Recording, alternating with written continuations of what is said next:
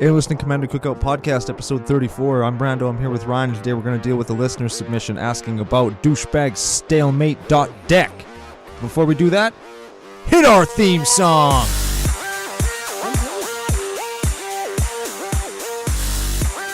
Hey, Ryan, we're back for another whirlwind adventure. How you doing? We're back. What's going down? You did it in one take? That's pretty cool. Hey, I thought for sure I was going to screw that up. Oh, yeah, the intro, because you talk so fast, is like 95 takes minimum. Yes. Well, 93. I've been working on it. I've been practicing in my off time. I can tell. One take. I'm glad it's showing. As for your question, lots going down. We've got another jam-packed show. Not going to roll into our new arc yet, which we are, it's in the works. Still super secret under wraps. Get hype. But it's going to be good. We're going to be going into that right away. For right now, we're going to deal with a listener question. We got an email about something that we thought we could kind of expand out into a show topic. For sure. Before we do, you got some social media, I got some shout-outs, and a couple other things that we've been working on. Correct. We are CCO Podcast on the Twitter machine and on Draw.dec. That's where you can see any of the lists that we're going to talk about. No list today, but next week and the week after that we'll probably have some. We'll be back to talking deck tech. We're commandercookout@gmail.com if you want to send us anything longer than, I guess it's 280 characters now. But, anything, deck lists, show ideas like this listener did. No nudes. Nudes? No. That's what I'm into. Well, yeah, but they can't send nudes, Ryan. We're not those kind of guys. All right. We're not those kind of guys. Fine. We're respectable human beings up here on the internet. Do any patrons want nudes of us? No. Oh. Okay, no, they don't want nudes of us. Damn it. Where was I? Commander Cookout. At gmail.com. At gmail.com. We're also Commander Cookout on iTunes, YouTube, Commander Society, edhrec.com, Patreon, in the Google Play Store, and on Podomatic, where we're still valiantly concerting our efforts to take down those scrapbooking ladies. Yeah, that's lots of places that you can find us now, hey? Yeah, we're everywhere. We're getting there. We are whoring ourselves out there. Yeah. Actually, I've been telling people, we're on the community content page of one of the biggest EDH pages in the whole internet. I love the internet. Yeah. And I love EDH. We're on there, so that's pretty cool. So thanks for letting us be part of the team, guys. Yeah, mucho. Excelente. Okay. Shoutouts. We had an open flippy.drinky day. We sure did. And Evan fell off the bench again. Every time Evan is at my house, he falls off of the bench. He gets hammered and tries to stand up while he's trying to turn around. He's like a high school girl. He really is. You know what? And I only say that because A, F you, Evan. B, I seen a high school girl when I was in high school. Not last week or anything, like 10 years ago. She stood up out of a chair and fell right over and hit her face on the floor. I did that too, and I landed in a fire pit. There's a fire in the pit too. Oh, I landed in a fire pit after falling down a gravel pile hill into a fire pit the night I met my wife, and I had 2 black eyes. Dang. There was no fire in the pit. Luckily, there was a mattress to be burned later that night, and I landed on that. Handy. Who'd have thunk? The strangest things, hey? Yeah, she marries me. She has a child with me now. She puts up with all of your crap. It's our anniversary 2 days ago. Congratulations. Yeah, Grandma's coming down, and GT, I call her, Grandma Tracy. Anyways, we had open flippy.drinky night, and I wanted to have a little giveaway. Ooh. It's not a new arc yet, which is kind of how we've done it in the past, but I want to say in the next 2 weeks, so between episode 34 and I'm going to call it the day we record 36, okay, any patrons are going to be entered into free open flippy.drinky packs. Ooh. Because I have, and don't get your rocks off, CCO Nation. They're not real packs. They're the repacks from the dollar store, but they do contain rares, and they do contain excellent open flippy.drinky fodder. Yes. And upon the giveaway of said packs to patrons of any level, we will go over the rules of open flippy.drinky again. Yes, I will add a foil to every pack. Oh! From my own box. They may not be good, but they will be open flippy.drinky worthy, I promise. Excellent. Which means they'll be terrible. And at least one of them will be playable. Ooh. Playable in what format? Limited or EDH? EDH. Okay, good. And we open flippied with the cube too. Joel's Power Cube. Power Cube. Yeah. Oh. That's why we all got so hammered. Yes. Cube 2 Power Cube. Any new builds? Last week you talked about a new build. Yes, my enchantment deck. I've actually got a lot of group submissions on that one from our playgroup. Oh, yeah? I'm switching the general up to Corona the False God, and I'm going to put in those enchantments that make it so she can't attack me. Oh, yeah, the vows. Yep. And assault suit. And that's the deck. What about... With a bunch of enchantments that do other things. What about the Theros and Amonkhet gods? You could do God Tribal. No, that's too mainstream. This is CCO podcast. I'm not doing that. I just want to have a Corona that beats everybody's ass but mine. That's what I want. Excellent. Yes. Yeah. I finally put together a legit, real black-white deck. Ooh. And it's the deck that Wizards so badly wants us to make with all these life gain, vampire, black-white cards. I figured when I was doing it, everything I want to do in Magic is black-white. I want to do everything that the color does. That's why every time I start the deck and it's like a pile of 400 cards, it's like, I want this one and this one. So I'm making another one. And I have the Edgar Markov list. I want to make Vampire Tribal with red. I want to make 3 new decks, and all of them are black-white, and one of them has a touch of red. They already did that, Is though. that- You could is that go redundant? you could go to Walmart and buy it. I already have a black-white deck, too. No, I would change the Edgar Markov deck a little bit. I have 4 red-green decks. Yeah, so redundant, whatever. Just play what you want to play, man. Yeah, that's a thing. Play what you want to play, kids. Pro tip. Yeah, don't play what's good. Play what you want to play. And if it happens to be good, then good. Which is funny, because we just said that, and then we're going to go into today's show topic. Yeah, just... Yeah. About, yeah. Okay, well, speaking of the show topic, we had a one Mr. Drew Riley email in about one of his friends, and I'm going to pull it up here, and I'm going to paraphrase it, but I'm going to read the email. Also, thanks for listening. Drew Riley says to us, and I appreciate the way people type us emails. They type us emails the same way that we talk on air. I like that. F-bombs and all. So I'll paraphrase. Loving the show. Excellent. He's got an issue, and it's in his playgroup, which are sometimes the harder issues to solve because these are your friends. These are the people that play with you on a regular basis. Yeah. And you might even know them outside of Magic, where you're actual friends. Yeah. Okay, so his buddy loves ties, like stalemates, like the whole game ends in a draw. What? And he goes as far as saying his favorite card is Divine Intervention. We're going to give Divine Intervention a read here real quick while I continue to read the email. Divine Intervention is an enchantment for the magic number 8. It says, put 2 divinity counters on this card. Remove a counter during your upkeep. Whenever you remove the last counter from Divine Intervention, the game is over, and it is a draw. That's funny. 8 mana draws you the game as well as wins you the game. Yeah. See, it seems 8 mana. And the So, game. Divine Intervention, he runs infinite mana combos into Earthquake and kills the entire table, including himself. Okay? So, tried talking to him, but Drew's goal of the deck should try and win the game does not mesh with his friend's philosophy of trying to end the game as soon as possible. He just wants the game to be over. Maybe he only likes early game kind of play, right? I feel maybe like he feels like he wins. Like, you know, sometimes when I come in second after doing all the damage on the table and somebody just snipes me. Oh, yeah, I'm like, for sure. I'm counting that as a win. Maybe that's how he operates. Yeah, okay. So he says, what should I do? I don't really want to play against him. Or it's not that I don't want to play against him. He's a really nice guy, but he just wants to face real decks that actually try and win. That's fair. That's fair. When you sit down to play a game of Magic, when it ends in a draw, nobody wins. And maybe because that's what his buddy likes to do, his buddy feels like it's a win, like what you just described, right? Yeah, to him, he won because his deck worked, even if in the confines of the rules, he didn't actually win. Yeah. The other part that's important is, and I'm going to read this sentence verbatim, or this paragraph, because it's actually funny. He runs extremely disruptive decks that don't try to win. Group Hug, Chaos, or Prison. The games take forever and never have a satisfying ending, and I often feel like a dick whenever I play against him. I boot fuck him out of the game.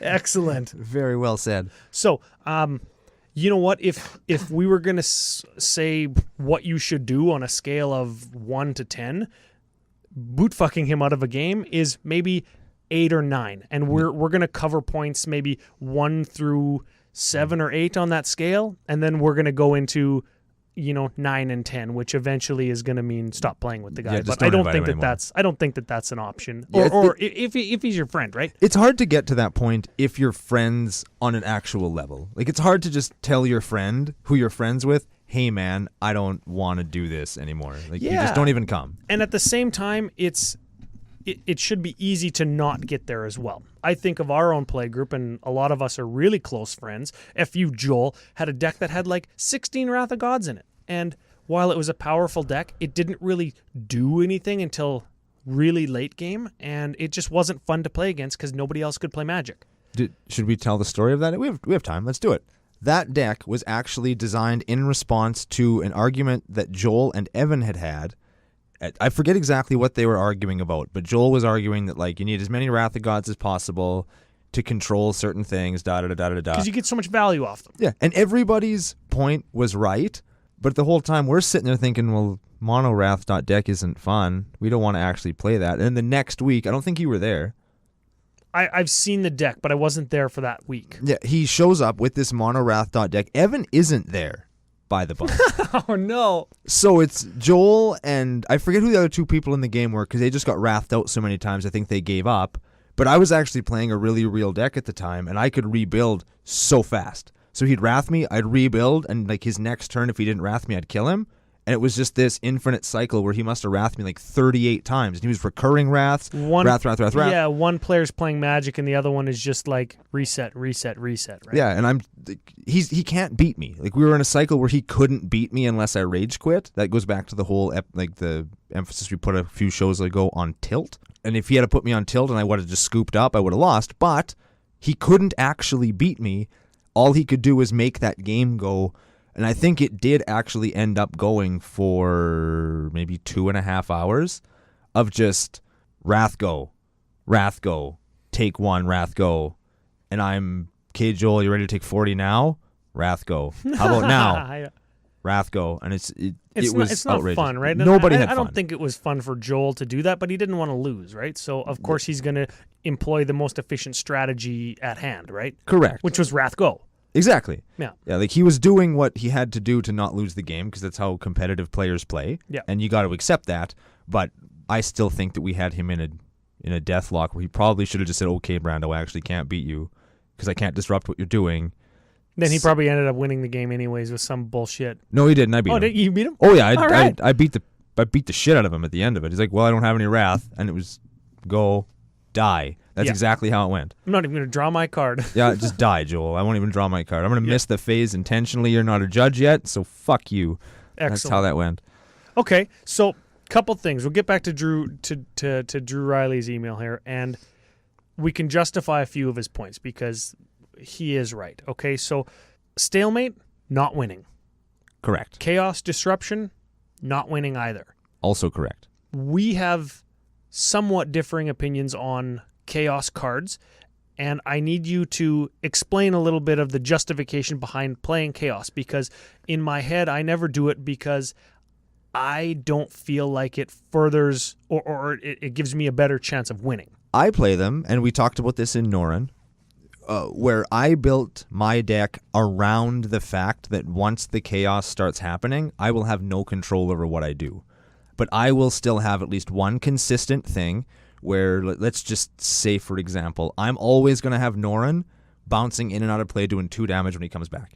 And in the interim, I don't really need to do anything else. I just need to stop everybody else from killing me.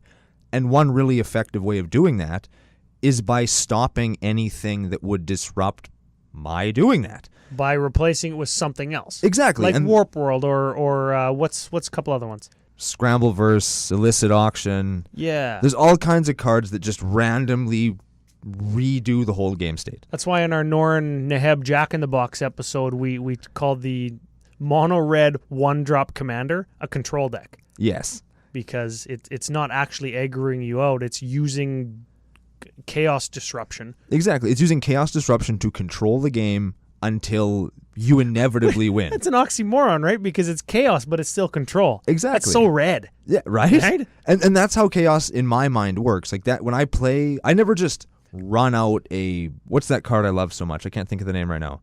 It just replaces every spell you play. Confusion in the ranks? No. That one's clear with Norrin. That isn't even a chaos card. That's just I win the game. That's Norrin's strategy. Yeah. Possibility Storm. Yes. That's the card. And it kind of changes the game and it makes things like, oh, I want my spells. I want things that I want. And of course you do. That's the point. So instead of me just counterspelling you outright to stop you from disrupting me, I'm just giving you the opportunity to do something else. Yeah, you know what? The thing that puts people on tilt with chaos is you can never actually make a plan. Exactly. You can only make an instantaneous plan. This is what I have. This is what is going to get cast after this chaos happens. I don't know what's going to be next, so you're only ever planning on the fly. Exactly. It's like people get so angry, and I've seen this, where you have a Possibility Storm and a Teferi's Puzzle Box at the same time. Oh, because it's like, oh, I want these cards, I need these cards, but I can't get rid of your stupid Possibility Storm. Well, you could cast something targeting my Possibility Storm or anything else and just get a different spell. Are you only playing one enchantment removal in your whole deck? Build a better deck.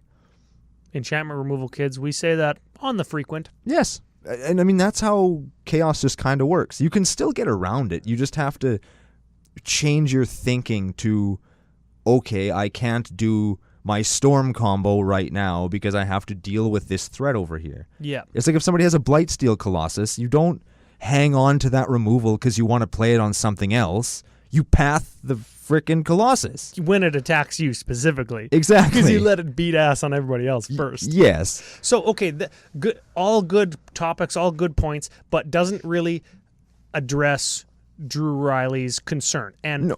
Before we move on to our next stuff that I want to talk about, I want to talk about the merits of Earthquake effects, because he mentions Earthquake, right? He says ramp to infinite mana or what have you and cast Earthquake to kill everybody.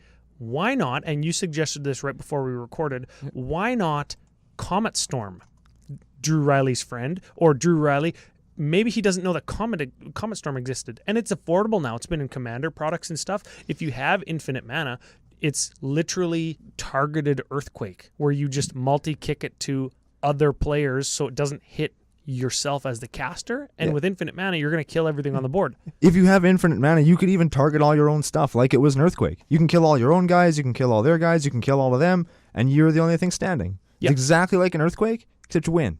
Excellent. Problem solved. And I guess for the newer players, and we're going to touch on a few things for newer players, because personally, I really don't like games like this, and I don't like when games end in a draw. That's why I thought that this would be a good episode, because I feel passionately about this. Yes. Earthquakes and Earthquake effects, X mana pumped into the spell gives you X damage.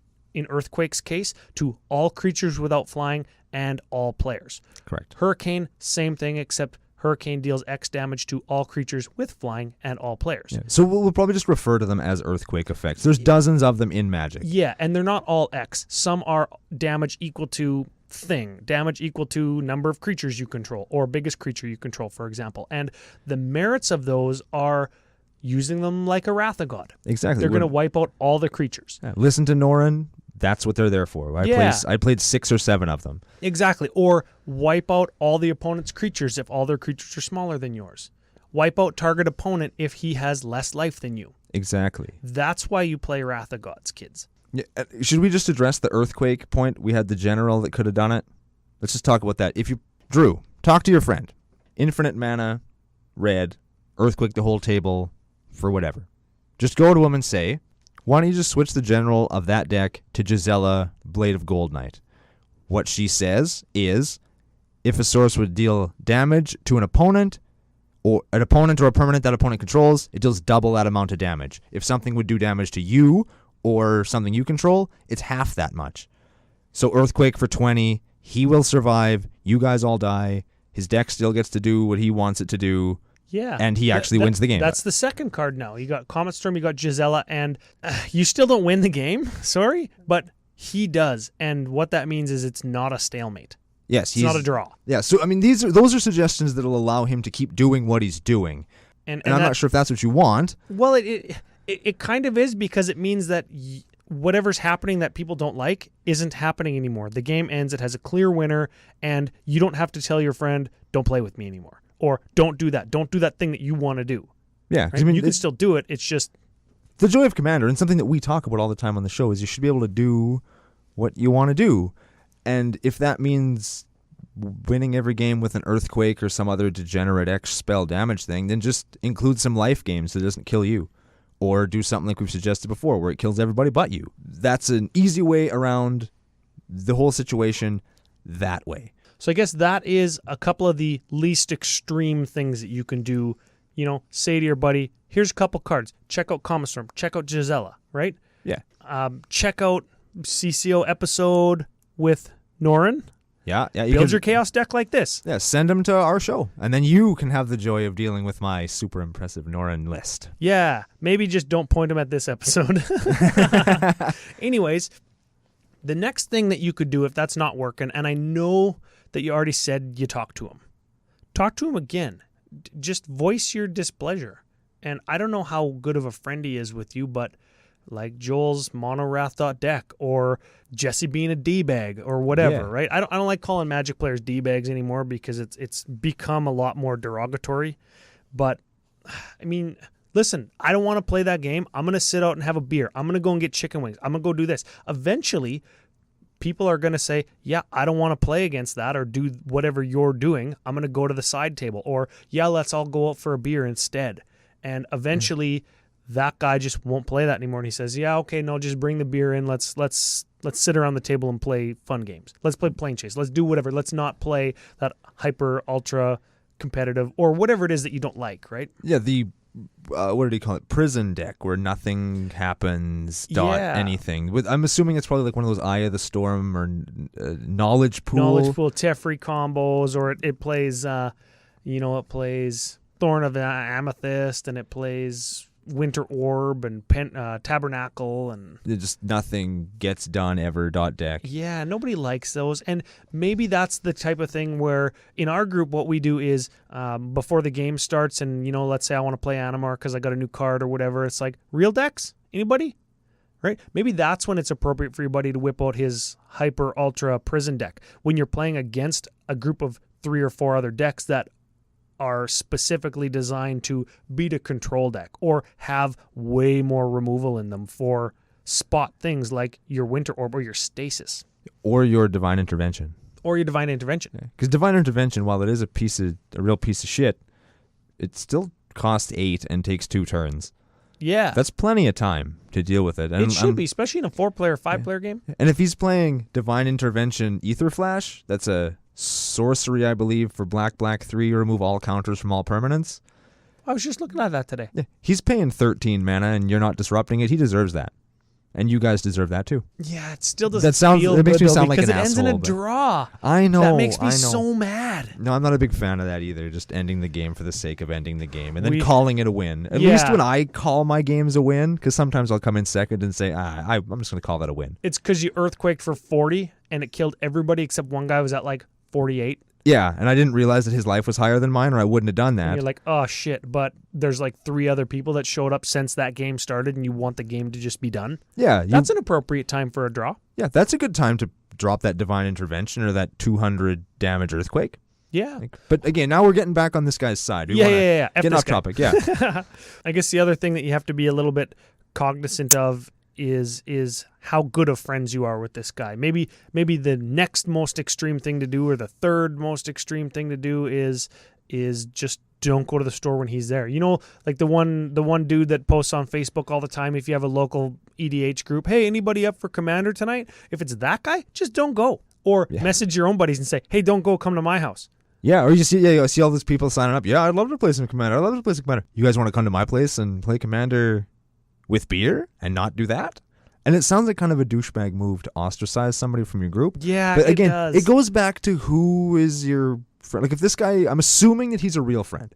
I'm assuming he is a friend as we are all friends. The CCO Nation is what he means. Yes. Me and Ryan and all of y'all that are listening. We are good friends, so I assume that Drew Riley and Mystery Guy, who might actually be Drew Riley. Dun, dun, dun. Probably not, though. I believe you, Drew Riley. I'm assuming that they're good friends, and they don't just want to kick him out of the group. That's like the most extreme thing you can really do. Yeah. So I guess we don't have to go through that at the end of the show now. yeah, well, You probably don't have to kick this guy out of your group. yeah, it's not technically the most extreme thing. The most extreme thing you can do is beat him with a baseball bat. You know Murder what I'm saying? him. Like, it's so bad that you just kill him in real life. You probably don't do that either. Yeah, never do that. No. That's really bad. Like, I always talk about Brando removal, where you hate something on the table, so you just kill the person that's controlling it. I don't mean literally. Drew Riley is exercising Brando removal. He is. He doesn't like draws. He kills the player who's going to draw. I like it. Good on you, Drew. Good on take. I like that. I'm yeah. so proud of you. I guess that is maybe the next most extreme thing is just destroy him until there's nothing left. Yeah, just hate him out. And that's a thing too. I learned building a few of my decks. I just don't play anymore because they get hated out all the time. Like Marloro, like vintage .dec. Yeah, because everybody hates it. So it's immediately just it's arch enemy against you. Yeah, or my new dragon deck that we were talking about on the cast last week or the week before. Yeah. Yeah, Just hate him out. And like he might like doing stuff, but if he can't do it, maybe he'll figure it out. Or he'll start putting in things that make the deck, because a lot of those decks that stall out the game and then win with something stupid, usually they're not super tuned. Like my Northern deck when it was still a coin flipping deck, it wasn't tuned by any stretch. And I can't imagine a deck that plays Divine Intervention being, unless it's playing Tabernacle and Moat and Magus of the Moat and Magus of the Tabernacle and 14 Wrath of Gods. Pendril Mists and all, like every card that just makes everything suck for everybody. And you can only have one deck that does that, and you can't play Earthquake in it. So I don't even know where I was going with that. I'm just assuming his deck is probably not tuned to withstand an assault from 4 other people. Moving back a little bit to the newer players, because again, I am passionate and I want any new Commander CCO Nation members to kind of understand this on a little bit deeper level. We've got a couple notes here that we can go over just to help give you a hint. And you can learn more about the archetypes we're going to talk about if you, let's say, I don't know, go and listen to episode 11 of Commander Cookout. Ooh. And 12, 13, and 14, and 15 as well. Because those are Arc of the Archetype. Yes. And we go deep on combo, control, aggro, Voltron. And episode 11, of course, is the rundown of the different archetypes. You're not going to mention our bonus episode on that arc? Mill? Mention it? The mill. The mill Yeah, list. we built 2 mill lists. Yeah, that's right. We built a combo mill and a Voltron mill deck. Excellent. It's pretty cool. Yeah. Brando didn't turn his phone off. No, I did not. What a podcasting pleb. I suck. Now, if you have in my opinion, this is from my experience, this is what I think. Aggro, but no Voltron in your meta. Some dude is trying to beat you down, right? You want to beat him down by playing a little bit more of a grindy deck. Something that's going to have a little bit more moving pieces where he has the opportunity to make a mistake in what to destroy. Something that's going to give you continuous value, a little bit grindy, incidental life gain, right? Because there's no Voltron to worry about that 21 damage. You just can't lose 40 life, right? So if whatever stalemate deck this is, if you can incidentally gain some life and grind it out, so whatever way he's killing you, killing everybody, you don't die, I think that's how you do it. I'm thinking of, I just mentioned him, Aloro. I think Kozilek 2, the one that can counter spells and draw you cards, grindy, life gainy. Aloro's the right colors for sure, for controlling or stopping a really bad aggro draw deck, like something like Infinite Mana or 40-point Earthquake. Yep, for sure. If he's comboing you out, high disruption aggro, right? You're playing tons of 2-for-1 spells, the black 1/8/7 creatures where they enter the battlefield and kill something. Yep. Right? They kill something and then they beat down. Yes. Well, I mean, you could take our Gruul control list from a couple of weeks ago. Oh, yeah. Tune it a little bit more aggro-y, and you could use something like that against a control deck. Yep. Or our internetless Orzhov deck from Arc of the Internet. Episode 19. That's going to be my new favorite, Orzhov, black-white, alter, super value. Everything's going to have an ETB trigger. Everything's going to recur from the graveyard to cast again. It's going to give you the most value. It's going to get rid of the hand, or it's going to get rid of the graveyard better than anything else, and that's going to screw the combo deck. Yes, it will disrupt the heck out of him. Yep. So counter his decks. That's what we're saying here. You know what I like too is, in this case, mass hand removal or graveyard exile. They're talking Mind Twist. We're talking Bajuka Bog. Yeah. Or we talked about them a couple weeks ago. Something hypnotist. Remember, I couldn't say Sadistic hypnotist. Sadistic hypnotist. When he hits you, discard your hand. Yeah. Well, you discard a card and somebody else discards a bunch of cards. I forget how sadistic hypnotist works. Look him up. Let's look him up real quick. 2/2 for 3 and 2 black. Sacrifice a creature. Target player discards 2 cards. Activate this ability only times you could cast a sorcery. Sadistic hypnotist. Yeah. Sack a creature. F their deck. Also, Mind Slicer. He is a 4/3 for 4 when he enters the battlefield. When he puts into the graveyard from the battlefield, each player discards his or her hand. God. That guy disrupts combos like crazy. Then you hit them with a Bajuka Bog. Done. Dunzo. Yeah. Okay, so Control Snob. You're playing, I only play Control, but I'm going to stall the game out. Probably you're not going to run into that because the Control player is better than you and is always going to beat you. Yeah, they're not really out to play things that are super duper fun. Get this. Dirty combo, just him. Like, just wreck his whole day with an infinite combo and then let the spell resolve for, like, whatever. Just kill him. Yeah, Comet Storm with infinite mana, like we were just talking about, but don't multi-kick it, just target him. He's out. Yeah. That'll teach him. That's a thing. That runs the field bads, but it sends a very distinct message. And I think that's what's important with if you don't want to do that, if you're not comfortable, or if whatever you've done in the past, said, played, out of game, in game, if that doesn't work, it's about sending a consistent message of what's appropriate and what's not. Yeah, I mean, I talk about this all the time. I think I talked about it most in our Krenko episode, which is our aggro list from Arc of the Archetype, where the way you play stuff really does impact how people respond to it. You know what I'm saying? Like, if you are aggressively attacking him all the time and you make it very clear that you want him out of the game, eventually he's either going to clue in or he's going to say something direct like, why do you guys always hate me out? And then you can respond with, because your deck pisses me off. Yeah, because the only thing you ever want to do is get a draw. Yeah, you're not playing to win. You're just playing so that we can't. And that's a big waste of time. And EDH games aren't short. One could argue that playing Magic is a waste of time because it's not really gainingful in any way other than you like to game. But if ending the game in a draw even removes that, if it's not meaningful because you like gaming anymore, then he's going to clue in. If you're not having a good time, make it clear in game, make it clear out of game, right? Yeah, it's actual table talk. It's very important. And that's something you can do without investing any actual money into any of your decks or having an uncomfortable conversation, out of character, so to speak. Yeah. Man, that just got deep. Yeah. Other things that are less deep, you could Brea him to death. Animar, General Tazri or Prosh, Food Chain. You could Skitherix the Blight Dragon him. You could crazy aggro him on turn 4 with Krenko. Yeah. You could Azuri Mindclaw infect him. Yes. All good ways to send messages, kids. Yes. Very excellent. Yeah, we don't usually talk about those douchebag, get it done right now type things. Ooh. But we could.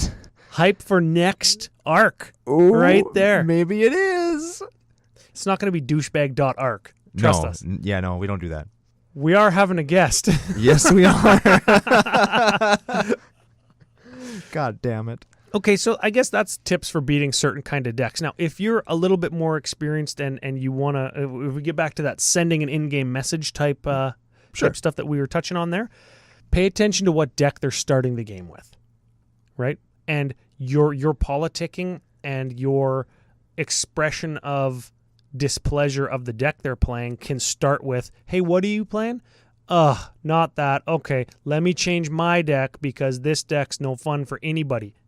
Right? That's you're playing Divine Intervention.dec? Okay, let me grab Brea, right? Yeah, let me get Brea. Let me get Slivers. Let me get Dragons. Good, because Slivers has that negative connotation just like a Divine Intervention deck would. Yeah, get something that's just as let me grab Foodchain.dec. Yeah, let me get something that's just as bad as that, except mine wins. Yes. Yeah, except mine wins. Yeah, the difference between, for the examples used here, Slivers and Divine Intervention is when Slivers hits 8 manas, it wins. And so just do that kind of stuff if you have decks like that. If you have a deck like that. If you Maybe don't, you build one. You could build one. Maybe you listen to the next arc. Yeah. And you build one. Ooh. Yeah. Okay, so you let them know right at the start of the game your displeasure. and you either switch decks or just tell them maybe they're starting to clue in and they grab a different deck, you're good. I used to do that with Jesse all the time. Oh, yeah? Yep. And that's F you, Jesse. That's also why when I start a game, I always start with my commander face down until somebody asks me what it is. Because I think that all of my decks are fun, and if I'm going to play something douchey like Hermit Druid or Slivers or Krenko, I'll tell people. Yeah. Oh, yeah, for sure. That's what I was saying. Real decks? Real decks? Well, cool. Precisely. Yeah. But any of my other decks, like I don't want you to, you're playing your win conditions or my win conditions .dec. I'm going to play something that only wins with this like 5 combo pieces that you can't take. Yeah. Well, no. I mean, that would give you strategic advantage. That might not be a bad thing. It's not too bad, but that's kind of a outside the game knowledge thing. Yeah, I mean, if somebody's playing Clone.dec, while that does scale beautifully with the power levels of other decks, I guess it goes back to talk to your playgroup, communicate the power level of the decks that you want to play. And you know what? The other thing about that too is somebody's 10 out of 10 tuned vintage light combo deck. Maybe that's like a 10 to some people, but to others it's like an 8 or a 6. Yeah. Right? It just depends on what your experience level and your comfort level in the game is and how competitive your playgroup is. Yes. This playgroup, to me, just based on the email and the problem that they're having, it doesn't sound super competitive. This sounds like a bunch of dudes that play kind of casual, maybe a little bit competitive because they care that the games are ending the way that they do, but they're still in a situation where somebody's actually playing a divine intervention, and that doesn't say competitive to me. I agree. That doesn't say competitive tune to me. I agree. And you know what? I guess devil's advocate is, and we've talked about this before, you and I, off air, you can be cutthroat versus competitive, right? You still want to win. You still play the game to win, or you should, in addition to having a good time. Correct. And you know what? It sounds like neither of those things are happening when game ends in a draw.dec is on the table. Yes, and I mean, if you have to get cutthroat to get rid of that, that's just that table message. Like, beating this guy down and telling him to just go fuck himself, both of those things are kind of extreme and don't probably result in anybody having a great night following those things. Yeah, and you know, if you listen again to, I guess, episode 11, when we talk about the cyclical nature of metas, you don't have to be cutthroat forever to get rid of divine intervention.dec. You just have to get divine intervention out of the deck. Yeah, and when it's gone, you can go back to playing Magic how you used to go back to, or how you used to, and then once that kind of mentality, maybe it starts to creep back in again, and then you smash it in the face again, right? Yep. Before we go any further, we've been ragging on divine intervention, ragging on earthquake. Correct. We did it's funny, another, let's call it listener submission on episode 21. Yes. It was air quotes, group hug deck. It's not a group hug deck. From Dean Goody. F you, Dean Goody. Yeah. We should call him someday. We should call him sometime. That would be so funny. Let's see how that goes. We did a group hug deck. Secretly, it was a mill deck. And when I read Drew's email from earlier this week and saw a group hug, I thought, well, maybe that means mass mill, because that's essentially the same as mass earthquake, right? Yeah. There's a little bit of lead up to mass whatever win condition you have. And I think after you let them know out a game, leading up to the game, what gen are you playing, blah, blah, blah, you set the pace, right? If they're playing this combo thing, you got to high disruption aggro them. We're talking about setting the pace early on in the game, your 1-drop, your 2-drop, your 3-drop, your 4-drop, swing, swing, swing, swing, swing. Yes. Right? 2 weeks ago's deck, Infect, aggro, Demir. Critical turn 2. Get your critical turn 2 or 3 deck and hurt them bad before they can do their thing. That's, again, just a way to set the pace and let them know what the expectation is. Correct. So it's not all about divine intervention. It's about mass anything, combo anything. There are ways to beat it, right? And you know what would be really fun with divine intervention? I just thought of this. You could out-grief them. How do you out-grief them with a divine intervention? You could play Atraxa. Oh! And you could proliferate those. How good would that be? You could proliferate it. Oh! You could proliferate their counters, and his stupid draw card never goes off. Next. Yes. Project Atraxa. To the rescue. Yeah. You could play divine intervention in Atraxa and then donate it to them and say, you'll never end the game in a draw because I'm going to proliferate this.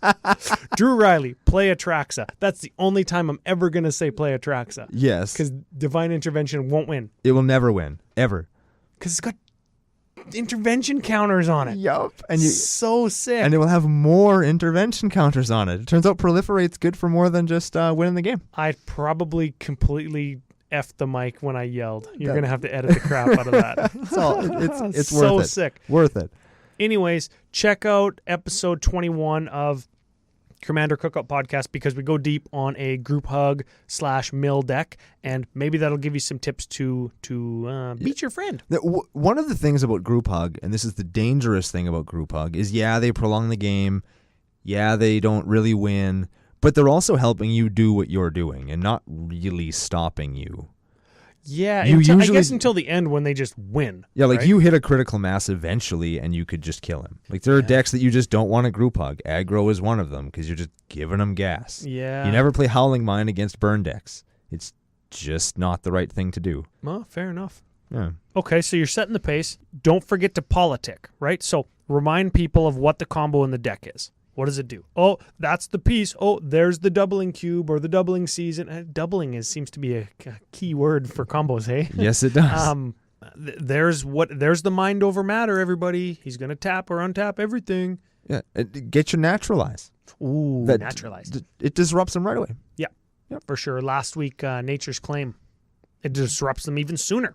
Yeah, disrupts them 100% faster. Yep, for sure. Keep bringing it up. Keep on bringing it up. I got to do this. I got to do this. I got to. And you know what? Sometimes I find when I'm air quotes when I'm politicking, I like to say just a little tiny bit of my strategy out loud, right? Especially when you have one of those like a free removal spell or a free counter spell or whatever. Oh, save this for whenever, right? Slaughter Pact or Sure. Snuff Out. If you have a swamp, you can pay for life and kill something. Yep. Free counter spells are lots of money. So yeah, they're big money. But if you got Force of Wills, I mean. Nothing says F you like a Force of Will. Nothing. Yeah. Nothing. You know what Pact of Negation might? Just because you actually have to pay for it later in the game. Yeah, I'll pay for this it's later a worse just card. to screw you now. Yeah, exactly. I guess if none of that works, I mean, you can always, like Drew says, just talk to your group about boot fucking the guy. I mean, we talked about that earlier, but here's some specific examples now. Mass land destruction. Yeah, play your what? He's a little mono red goblin, and he plays land destruction. What's his name? Zozu the Punisher. Zozu. Just F him up. And I like the card. It's a red card. You name a basic land type, and then destroy all land of that name. Wake of Destruction. That's what it is. I said it wrong. It's a sorcery for red 3. Destroy target land and all other lands with the same name. Ooh. That's where you play your snow-covered lands. So you can kill all their basics. Absolutely. And then it doesn't matter what color you or them are playing if you're destroying their mountains. Exactly. Yeah. Another reason to play your snow-covered lands. And you could just play extra planar lands with your snow-covered lands. Yeah. Also, shout out to the Snow-Covered Lands podcast. Ooh, yeah. I like that. Mass discard, graveyard removal. We talked about those. How about some specific examples in Runed Halo? White enchantment. Name a card. You have protection from the chosen card.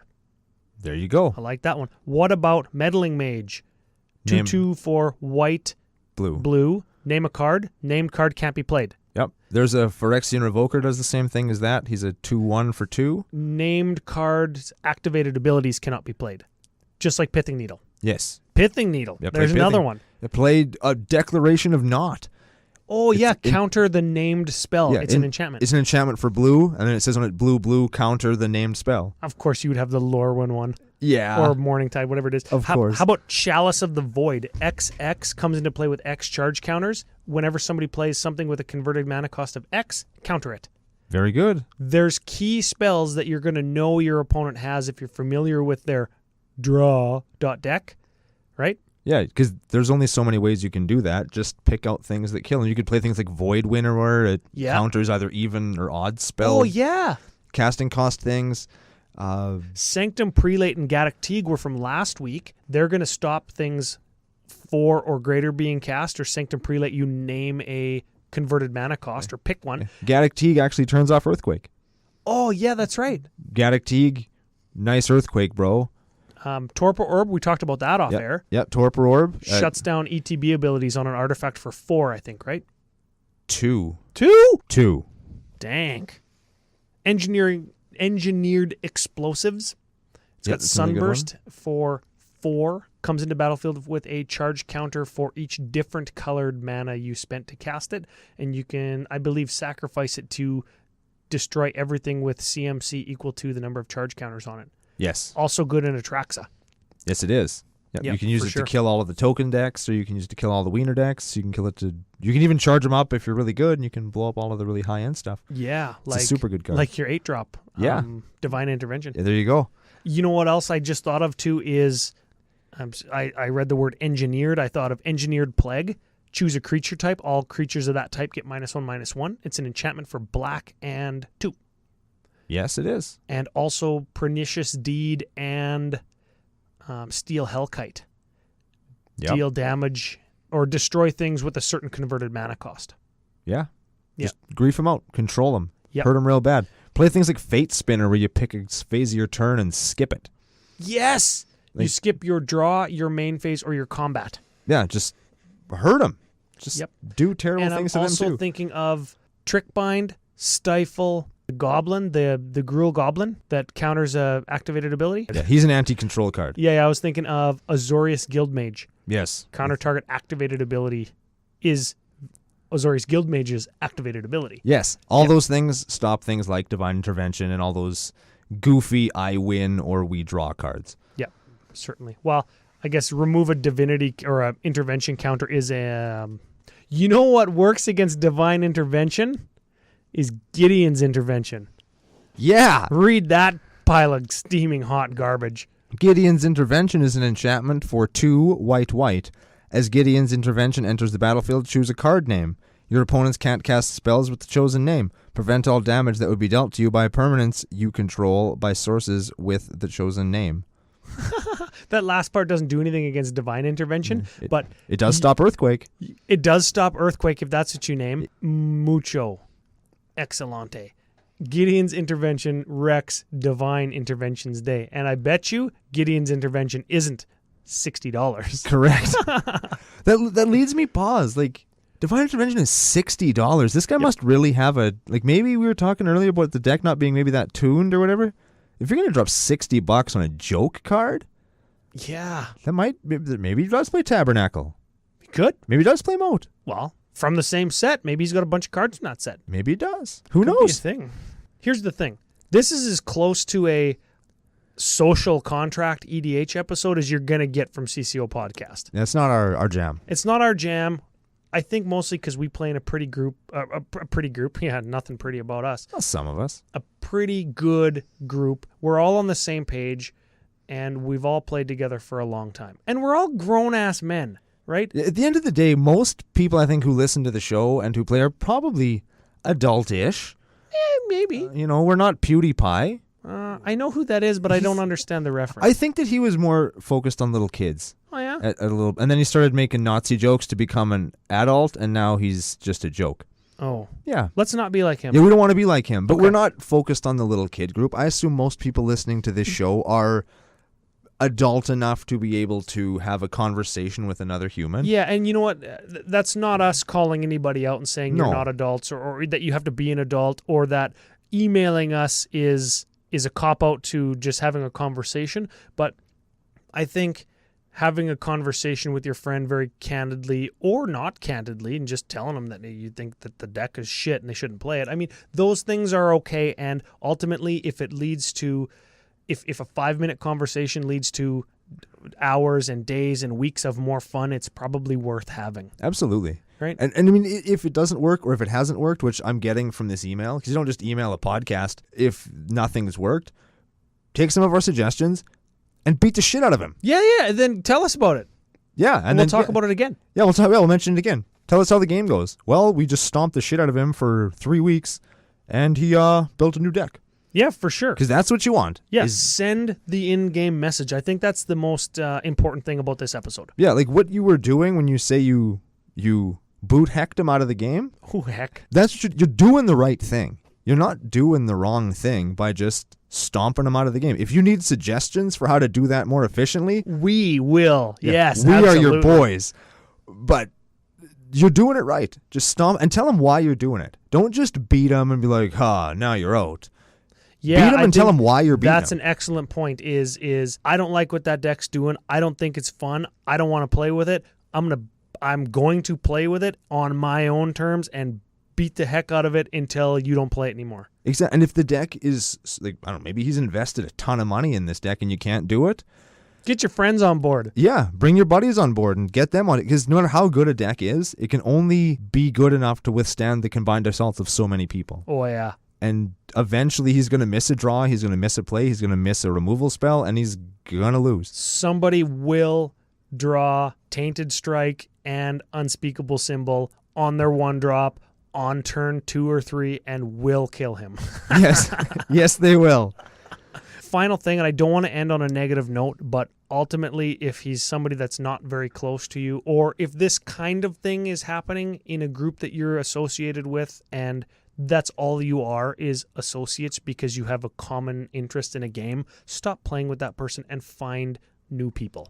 Magic is a robust community, and I'm sure, unless you live in some little itty-bitty town, you can probably find somebody else to play with. Oh, yeah, for sure. You know, like, there's always people coming and going from our group at OpenFlippy.drinky. We had 3 new people. Yeah, one of them was a mechanic, really liked my truck. Sorry. No worries. Hijacked your thought. No worries. All 3 of them were really cool. One of them built, like, garbage jank decks, but he foiled them out to the max. Ooh. Which is cool. There was Sounds like a CCO episode. One guy had nothing, but he had, like, 2 decks or 3 decks he played. All of them were white. All of them were angels. So you know what I mean? Like, well, one of them played 2 decks in a row, different decks that were completely foiled out with the Kaladesh Inventions. That was crazy. It's the same guy. Both of them were angel decks too. Oh, really? Yeah. Come on, be more original. Yeah, it was Iona and then the flippy Acroma. Or Avacyn, Oh, sorry. yeah. Okay. And then there was the other guy who, like, I don't know what any of these cards do. I just play Perforos. Yeah, I'm just going to kill you. Yeah. Yeah. So that's okay too. You meet new people all the time is the point. So just if he's such a griefer and you can't handle him, stop inviting him. If you have a mass email you send out every week like we do, who's coming tonight, just take his name off it. And after a couple of weeks, says, hey, what's up with Magic? I'm like, well, F you.